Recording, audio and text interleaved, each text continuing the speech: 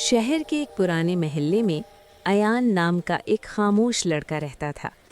وہ کم بولتا تھا مگر اس کے دل میں خواب بہت بڑے تھے۔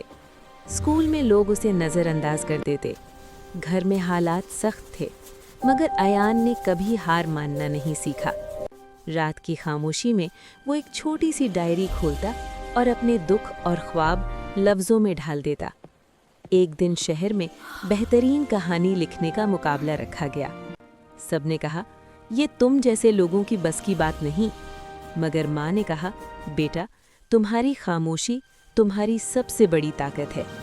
ایان نے اپنی زندگی کی کہانی لکھی اور جب نتیجہ آیا تو سب حیران رہ گئے۔ جو لڑکا کبھی بولتا نہیں تھا، آج اس کی کہانی پوری دنیا سن رہی تھی۔ یہ کہانی ہمیں سکھاتی ہے کہ اگر حوصلہ زندہ ہو تو خاموشی بھی کامیابی کی آواز بن جاتی ہے۔